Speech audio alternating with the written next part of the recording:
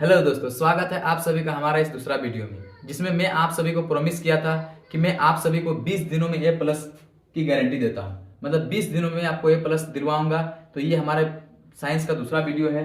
ये डे 2 हम लोग साइंस का ऐसे करके हम लोग सब सब्जेक्ट करेंगे। तो आज हम लोग पढ़ने वाले हैं साइंस का बल तथा गति के नियम, force and law of motion. ठीक है, बल तथा गति के नियम पढ़ने वाले हैं जो हम लोग क्लास 9 का चैप्टर नंबर 8 है। तो चलिए शुरू करते हैं। यह हमारा पहला क्वेश्चन है, जिसमें बोला गया है बल का प्रयोग से वस्तु में क्या परिवर्तन आता है। बल का प्रयोग से वस्तु में क्या परिवर्तन आता है। तो जैसे कि आप सभी को पता होगा, किसी भी वस्तु का जो होता है ना, बल का प्रयोग करके क्या कर सकते हैं। तो पहला हम लोग का उसकी दिशा बदल सकते हैं। मान लो ये हम लोग का इस दिशा में है, तो इसको बल से घुमा क्या दूसरा दिशा चेंज कर दिए। दूसरा क्या होता है हम लोग का वेग में परिणाम, मतलब इसको क्या करते हैं, मतलब तेज या स्लो कर सकते हैं हम लोग। ठीक है, बल के प्रयोग से मान लो ये धीरे जा रहा है तो हम लोग धक्का लगा के इसको स्पीड कर सकते हैं। दूसरा क्या है हम लोग आकार, इसका आकार ऐसे हम बल लगा के इसको आकार चेंज कर सकते हैं। तो इसका आंसर क्या होगा, इनमें से सभी। मतलब इसमें क्या बल का प्रयोग से वस्तु में क्या परिवर्तन कर सकते हैं। तो बल का प्रयोग से वस्तु में चाल की दिशा में परिवर्तन कर सकते हैं, वेग का परिणाम में परिवर्तन कर सकते हैं और आकार में भी परिवर्तन कर सकते हैं। तो इसका आंसर क्या होगा, इनमें से सभी।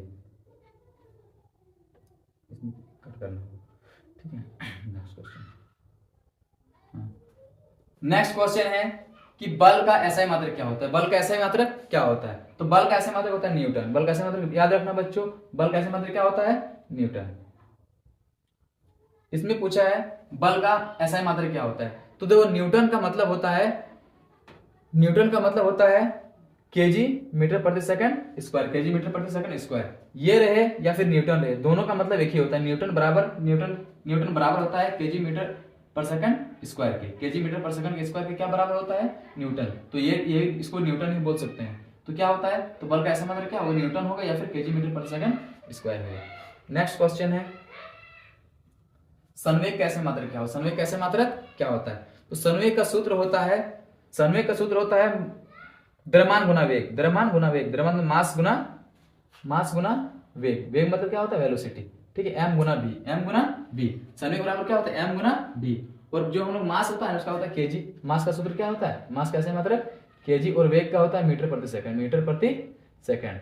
तो द्रव्यमान का क्या हो जाएगा, केजी मीटर प्रति सेकंड। नेक्स्ट क्वेश्चन है निम्न में किसका जड़त्व सबसे अधिक है। तो जड़त्व का एक सिंपल सा कॉन्सेप्ट है, जिसका द्रव्यमान अधिक होगा उसका जड़त्व क्या होगा, अधिक होगा। जिसका द्रव्यमान कम होगा उसका जड़त्व क्या होगा, कम होगा। तो आप इसमें अंदाजा लगा सकते हो ऑप्शन में, किसका द्रव्यमान सबसे ज्यादा होगा। किसका द्रव्यमान सबसे ज्यादा होगा उसका जड़त्व सबसे अधिक होगा। तो इसमें देखो साइकिल, कार, बस और रेलगाड़ी। तो इसमें से हम लोग चारों ऑप्शन में रेलगाड़ी सबसे ज्यादा वजन का होता है, इसलिए इसका जड़त्व सबसे अधिक किसका होगा, रेलगाड़ी का। तो ऑप्शन नंबर डी बिल्कुल राइट आंसर है हम लोग का। नेक्स्ट क्वेश्चन निम्न में किसका जड़त्व सबसे कम है। तो आप बोलिए कि इसमें चारों में से सबसे कम द्रव्यमान किसका है। सबसे कम द्रव्यमान साइकिल का होता है, इसलिए जड़त्व कम किसका होगा, साइकिल का होगा। नेक्स्ट क्वेश्चन जड़त्व की परिभाषा प्राप्त होता है न्यूटन की गति के किस नियम से। तो जड़त्व का जो हम लोग है ना, न्यूटन गति का 3 नियम है। जो 3 नियम में से पहला नियम जो है ना, उसको बोलते हैं जड़त्व का नियम। क्या बोलते हैं, जड़त्व का नियम। तो जड़त्व का परिभाषा प्राप्त होता है किससे, तो न्यूटन गति के प्रथम नियम से। ऑप्शन नंबर ए बिल्कुल राइट आंसर। नेक्स्ट क्वेश्चन है चार वस्तुओं ABCD का द्रव्यमान क्रमशः 6 केजी, 10 केजी, 15 केजी और 18 केजी। इसका मतलब ए का द्रव्यमान है 6 केजी, बी का द्रव्यमान है 10 केजी, सी का द्रव्यमान है 15 केजी और डी का द्रव्यमान है 18 केजी। तो आप लोग को बोलना है किसका जड़त्व सबसे अधिक होगा। तो अभी हम लोग तुरंत पढ़ें कि जिसका द्रव्यमान ज्यादा होगा जड़त्व उतना अधिक होगा। सबसे अधिक द्रव्यमान किसका है, डी का है। डी का मतलब 18 केजी है, तो सबसे अधिक जड़त्व किसका होगा, ऑप्शन नंबर डी का वस्तु, डी नंबर का वस्तु का। ठीक है। नेक्स्ट क्वेश्चन है न्यूटन की गति का कितने नियम होते हैं। तो अभी मैंने तुरंत आपको बोला कि न्यूटन गति कितने नियम होते हैं, 3 नियम। कितने होते हैं, 3 नियम। अभी हम लोग तीनों नियम के बारे में पढ़ते हैं, बस वीडियो में आगे बने रहे। न्यूटन गति के 3 नियम होते हैं। 10वां नंबर का क्वेश्चन है न्यूटन के गति के किस नियम को जड़त्व का नियम भी कहा जाता है। अभी हम लोग ने ये क्वेश्चन जस्ट किया है, किसको हम लोग जड़त्व का नियम कहते हैं। तो न्यूटन गति के प्रथम नियम क्या कहते हैं, जड़त्व का नियम क्या कहते हैं, जरूरत का नियम। नेक्स्ट क्वेश्चन, न्यूटन गति के किस नियम को बल मापने का सूत्र, किस नियम से बल मापने का सूत्र मिलता है? तो बल मापने का सूत्र हम लोग को मिलता है न्यूटन गति के दूसरे नियम से, जिसमें संवेग में परिवर्तन के दर होता है ना, उसी से हम लोग क्या मिलता है, बल मापने का सूत्र मिलता है। तो इसका आंसर होगा ऑप्शन नंबर बी, दूसरे नियम से। नेक्स्ट क्वेश्चन है न्यूटन के गति का दूसरा नियम किससे संबंधित है? न्यूटन के गति का दूसरा नियम किससे संबंधित है? तो न्यूटन के गति का दूसरा नियम किससे संबंधित है?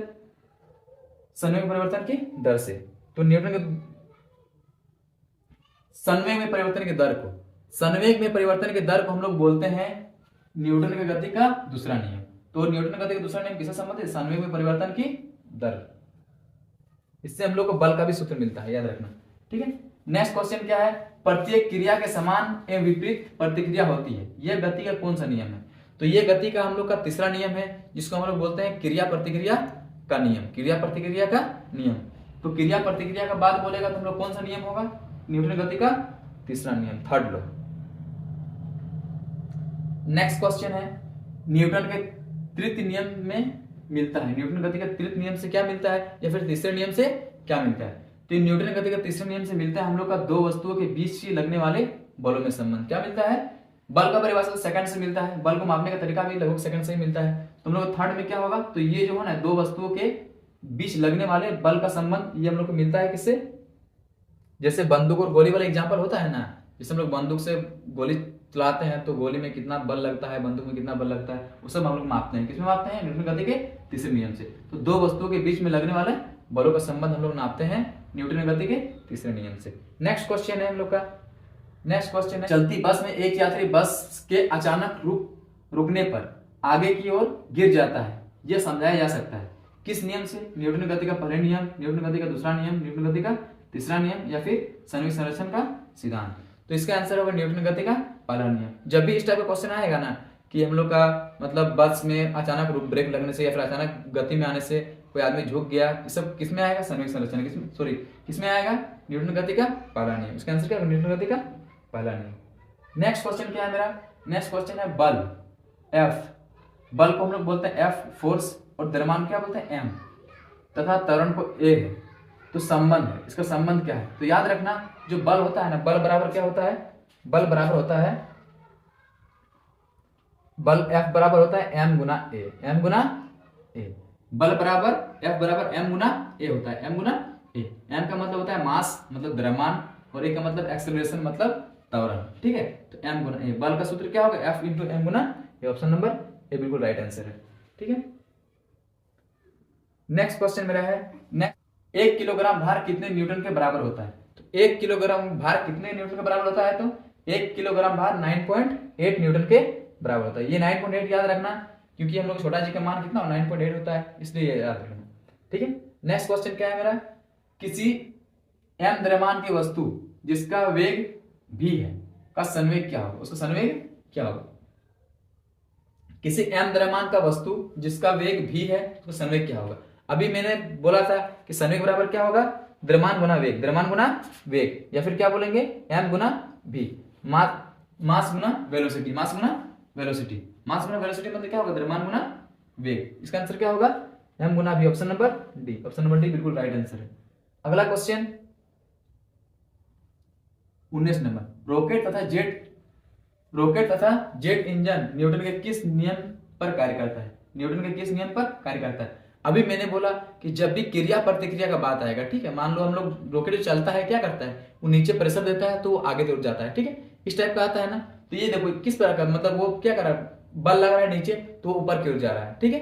तो ये क्या रॉकेट किस नियम पर आधारित है? तो ऑप्शन नंबर सी, न्यूटन गति का तीसरा नियम, क्रिया प्रतिक्रिया का नियम। ऑप्शन नंबर सी, न्यूटन गति का तीसरा नियम पर कार्य करता है, ठीक है। नेक्स्ट क्वेश्चन है मेरा, 2 kg द्रव्यमान वाली वस्तु को 5 मीटर पर सेकंड स्क्वायर की दर से त्वरित करने में कितना बल की आवश्यकता होती है? कितने बल की आवश्यकता होती है? 2 kg द्रव्यमान वाली वस्तु को 5 मीटर पर सेकंड की दर से त्वरित करने में कितना बल की आवश्यकता होगी? तो हम लोग अभी तुरंत पढ़े, क्या होता है? F बराबर क्या होता है? F बराबर क्या होता है? m into A। m का मतलब क्या होगा? m का मतलब होगा हम लोग का द्रव्यमान, और A का मतलब त्वरण, क्या होगा? त्वरण। द्रव्यमान कितना है हम लोग का?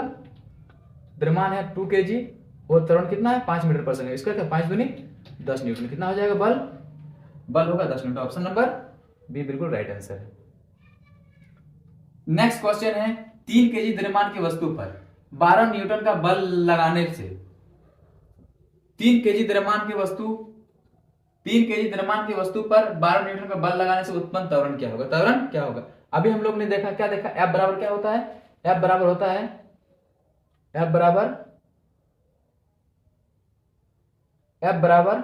m इंटू ए। F बराबर m इंटू ए होता है। ए बराबर क्या होगा m F बटा ए। ए बराबर क्या हो जाएगा